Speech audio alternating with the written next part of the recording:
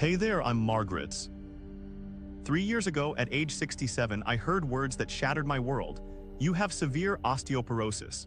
My doctor's face was grim as he explained my bone density scan results. I remember sitting there stunned as he told me I needed to be careful and avoid falls. What he was really saying was, your active life is over. That night, I looked at the photos on my wall, hiking with my grandkids, gardening in my backyard, dancing at my daughter's wedding, and I cried. I thought those memories were all I had left of the active woman I once was. But I was wrong. So wonderfully wrong. The diagnosis hit me like a truck. Osteoporosis.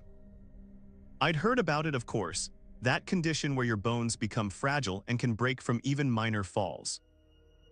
But I never thought it would happen to me. I've always been active. I ate dairy products. I took my calcium. Yet here I was, facing a future where a simple stumble could mean a broken hip or worse. My doctor meant well, but his advice was terrifying. Avoid strenuous activities. No more heavy gardenings. Be extremely careful on stairs. He prescribed medication but didn't offer much hope beyond slowing the progression. My first few weeks after diagnosis were dark. Light? Started turning down invitations to go for walks with friends. I hired someone to tend my garden. I even installed those grab bars in my shower that I always associated with old people. I felt like I was shrinking, not just physically, which osteoporosis can cause, but shrinking away from life itself. My daughter noticed the change in me. Mom, she said during one visit, you're not yourself anymore. You barely leave the house, she was right. Fear had taken over. I was so afraid of falling that I was barely living. About 2 months after my diagnosis, something happened that changed everything. My 8-year-old granddaughter, Emma, asked me to come to her soccer game. You never come anymore, Grandma, she said on the phone, her little voice full of disappointment. Those words cut through me. What was I doing? Yes, I had osteoporosis, but was I really going to miss watching my grandchildren grow up because I was afraid to leave my house? That weekend, I went to Emma's game. It was the first time I'd been out for something fun in weeks. While watching those little girls run around with such freedom, such joy, I made a decision. I needed to find a way to live with osteoporosis, not hide from it. After the game, I struck up a conversation with another grandmother. When I mentioned my osteoporosis, she smiled knowingly. I was diagnosed 5 years ago, she told me. But look at me now, she stood up straight, did a little twirl, and laughed. She looked strong, confident, nothing like what I imagined an osteoporosis patient would look like. What's your secret? I asked her. Exercise, she said simply. But not just any exercise, the right kind, done the right way. She told me about a specialized fitness program designed specifically for people with osteoporosis. It's not about avoiding movement, she explained. It's about learning how to move safely while actually building bone strength. I was skeptical but intrigued. Could exercise actually help osteoporosis, not just work around it? Everything I'd heard so far made it sound like I needed to just be careful and take my medication. No one had mentioned exercise as an actual treatment. That night, I couldn't sleep. I kept thinking about what that grandmother had said. By morning, I'd made up my mind. I was going to learn everything I could about exercise and osteoporosis. My research journey began with a lot of confusion. There's so much information out there, and some of it is contradictory. Don't bend forward. Don't twist. Don't lift anything heavy. It seemed like the list of don'ts was endless. But then I found research from the National Osteoporosis Foundation that changed my perspective. Their studies showed that certain types of exercise don't just help you live with osteoporosis, they can actually improve bone density in some people. This was a revelation. Exercise wasn't just about avoiding further damage, it could be part of the healing process. I learned that there are two main types of exercise that are crucial for osteoporosis. First, weight-bearing exercises. These are activities where your feet and legs support your weight. Things like walking, dancing, or using elliptical machines. These activities force you to work against gravity, which helps strengthen the bones in your legs, hips, and lower spine. Second, resistance exercises. These involve working against some type of resistance, like weights or resistance bands. These exercises help build muscle, which protects your bones, and they can actually stimulate bone growth. Armed with this knowledge, I made an appointment with a physical therapist who specialized in osteoporosis. Her name was Diane, and meeting her was another turning point in my journey. "Margaret," she said after evaluating me, "osteoporosis doesn't mean your active life is over. It means you need to be smart about how you stay active." Diane created a specialized exercise program for me. She taught me how to move safely, how to bend using the hip hinge technique instead of rounding my spine, how to modify traditional exercises to avoid dangerous compression of the vertebrae. Most importantly, she helped me understand that movement, the right kind of movement, wasn't something to fear. It was essential medicine for my bones. Starting my exercise program wasn't easy. I won't sugarcoat it. The first few weeks were challenging. I was stiff, sometimes sore, and constantly worried I was doing something wrong that might hurt me. My daily routine began with a 20-minute morning session focused on balance and posture. Diane had taught me exercises that strengthen my core, the muscles in my abdomen and back that support my spine. These weren't strenuous or complicated. Simple exercises like gentle planks against the wall, standing on one foot while holding onto a chair, and seated rows with a resistance band. In the afternoons, I'd do a 30-minute weight-bearing session. At first, this was just walking around my neighborhoods. Later, I added small hand weights that I'd carry as I walked to increase the resistance. 3 times a week, I'd do a more structured strength training routine using resistance bands and light dumbbells.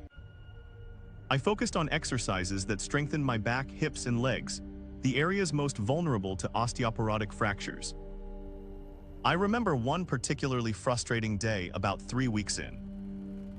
I was trying to do a modified squat while holding onto my kitchen counter, and I just couldn't get the form right. I felt awkward and uncoordinated. For a moment, that old fear crept back in. Maybe I was too old, too fragile for this. I called Diane, almost ready to quit. Her response was just what I needed.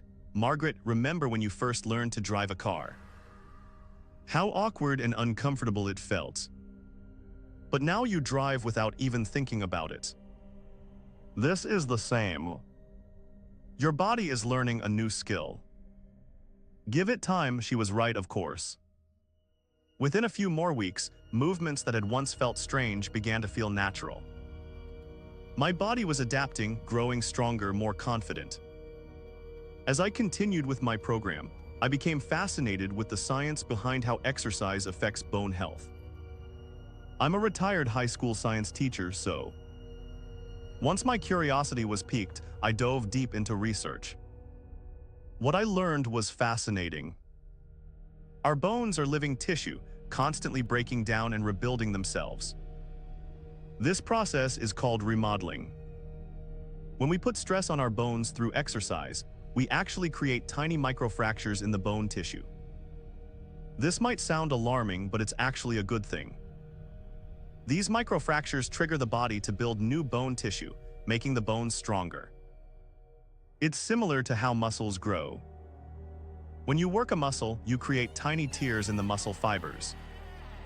As these heal, the muscle becomes stronger. Bones respond similarly to the right kind of stress. The key word here is right. Too much stress, like high-impact activities such as jumping or running, can be risky for someone with severe osteoporosis. But too little stress won't stimulate that bone-building response. This is why a properly designed exercise program is so crucial for osteoporosis. It needs to provide enough stress to stimulate bone growth, but not so much that it puts you at risk for fractures. I also learned about the importance of varying your exercises. Walking is fantastic, but if that's all you do, you're only stressing certain bones in certain ways. By including a variety of weight-bearing and resistance exercises, you can target different bones and apply stress from different angles. Understanding the science behind my exercise program made me even more committed to it. This wasn't just about staying active or maintaining independence, though those were certainly important. This was about actively fighting back against osteoporosis at the cellular level. About 6 months into my new exercise routine, something unexpected happened. I went for my regular checkup, and my doctor was stunned by the changes he saw. Not only had my bone density stopped decreasing, which was the best we had hoped for, but there were actually small improvements in some areas.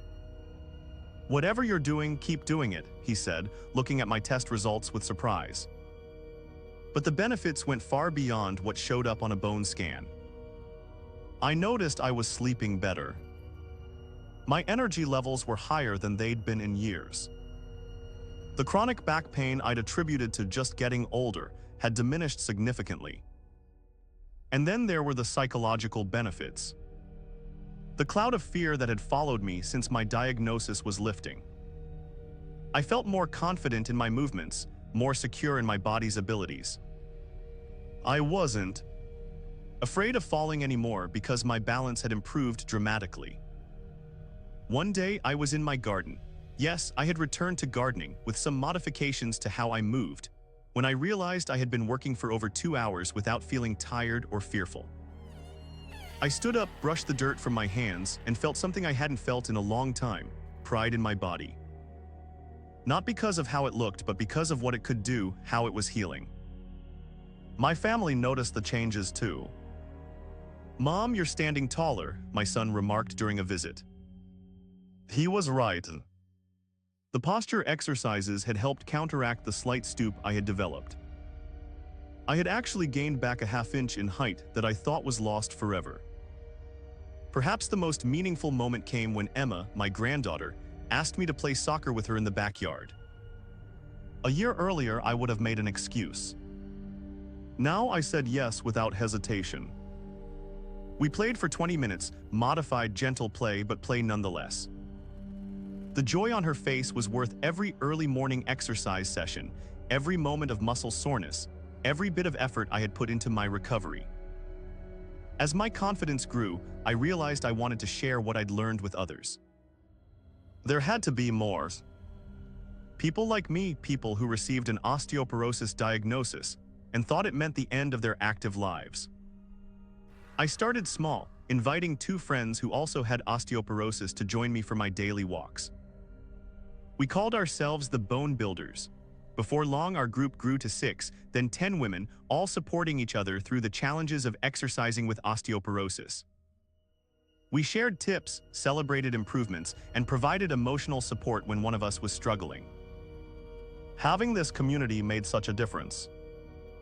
On days when motivation was low, knowing that others were counting on me to show up got me out the door. Our little group caught the attention of the local senior center, and they asked if I would be willing to share my experience with their members. I was nervous, public speaking had never been my thing, but I agreed. The day of my talk, I expected maybe a dozen people to show up.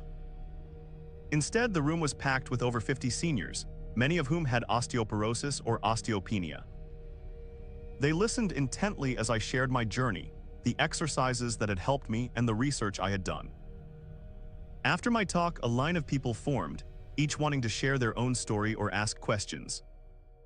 One woman with tears in her eyes told me she had given up on ever feeling strong again after her diagnosis. "You've given me hope," she said, squeezing my hand. That day, our Bone Builders group expanded significantly. We now meet 3 times a week at the Senior Center, following a program similar to the one Diane designed for me, modified for different ability levels. I also connected with online communities focused on osteoporosis exercise. These groups were invaluable for staying motivated and learning new techniques. I discovered that there are people all over the world on journeys similar to mine, all of us working to maintain our strength, independence, and joy in movement despite osteoporosis. This sense of community has been almost as healing as the exercise itself. There's something powerful about knowing you're not alone, about having people who understand exactly what you're going through. Of course, my journey hasn't been without setbacks. About a year into my new lifestyle, I developed tendinitis in my shoulder from overenthusiastic resistance band work. It was painful and discouraging. For a few weeks, I had to modify my routine significantly, avoiding any exercises that stressed my shoulder. During this time, those old fears tried to creep back in. What if I couldn't continue my program? What if my bones started deteriorating again? What if this was the beginning of a downward spiral? Diane, my physical therapist, once again provided the perspective I needed. Setbacks are part of any fitness journey, she reminded me. This isn't a failure, it's an opportunity to learn better technique and listen more closely to your body. She helped me understand that pushing through pain isn't brave, it's counterproductive. We modified my program, focusing more on lower body strength while my shoulder healed, and she taught me better form for when I could return to my full routine. Another significant challenge came during the winter months when ice and snow made outdoor walking too risky. I felt trapped in my house again and my mood suffered. This time, though, I was proactive. I researched indoor alternatives and discovered that many malls open early specifically for mall walkers, people who use the climate-controlled, flat, obstacle-free environment for safe exercise. I also invested in a stationary bike for my home, giving me another weight-bearing option for days when going out wasn't possible. Perhaps the most difficult setback was purely psychological. About 18 months into my journey, I hit a plateau. My progress seemed to stall. I wasn't getting any stronger, and my motivation began to wane. The novelty had worn off, and the exercises that had once felt challenging now felt routine, but not in a good way. I was bored, and boredom is the enemy of consistency. This time, my Bone Builders group came to my rescue. When I shared my feelings, I discovered many of them had experienced the same thing. Together, we brainstormed ways to reinvigorate our routines. We tried new classes at the senior center, Tai Chi, water aerobics, even a modified dance class. We set new goals for ourselves and created friendly competitions to keep things interesting. I also revisited Diane for a program update. She assessed my progress and designed a more advanced routine that presented new challenges while remaining safe for my condition. These setbacks taught me an important lesson: adaptability is essential. Bodies change, circumstances change, motivation levels change. The key is to expect these changes and have strategies ready to address them. Flexibility, both literal and figurative, is crucial when exercising with osteoporosis. Today, 3 years after my diagnosis, my life looks nothing like I feared it would. That dark day in the doctor's office. I'm more active now at 70 than I was at 60. My bone density has improved to the point where I've moved from the severe to moderate category of osteoporosis, a change my doctor calls remarkable. I walk 2 miles every morning with the Bone Builders. 3 times a week, I lead a strength training class at the senior center. I garden, I travel, I play with my grandchildren. Last month, I even went hiking on a gentle trail in a national park, something I never thought I'd do again. My posture is better than it's been in decades. I've regained almost an inch of height that I had lost. My balance is so improved that I recently passed a balance assessment with a score typical of someone in their 50s. But the numbers and assessments don't tell the whole story. The real victory is in the quality of my life, in the confidence I feel moving through the world. I no longer see my body as fragile or my future as limited. I've reclaimed the joy of movement, the pleasure of physical activity. I still have osteoporosis. That hasn't changed. I still need to be mindful of how I move. I still take medication as part of my treatment plan. But osteoporosis no longer defines me or constrains me. It's simply one aspect of my health that I manage actively and successfully. My relationship with my doctor has changed too. He now asks me for advice to share with his other osteoporosis patients. We've become partners in my care, rather than him simply telling me what to do. I've become something of an unofficial osteoporosis exercise ambassador in my community. I've spoken at health fairs, been interviewed for the local paper, and even started a blog sharing my experience and the research I've done. Helping others find their way back to active lives after an osteoporosis diagnosis has become a passion I never expected. So what would I say to you if you're facing an osteoporosis diagnosis? Or if you're already living with it and feeling limited by fear?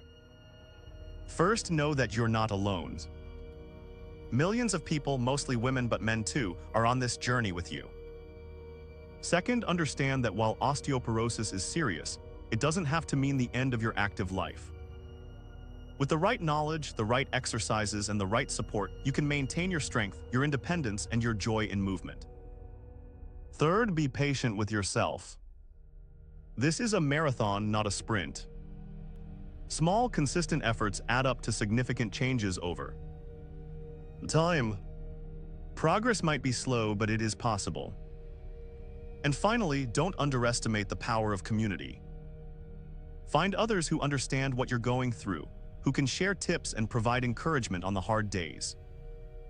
My journey with osteoporosis has taught me something profound. Our bodies are more resilient than we give them credit for. With the right care, they can adapt, strengthen, and even heal in ways we might not expect. 3 years ago, I thought my active days were over. I was wrong. They were just beginning in a new, more mindful way. And for that, I'm profoundly grateful.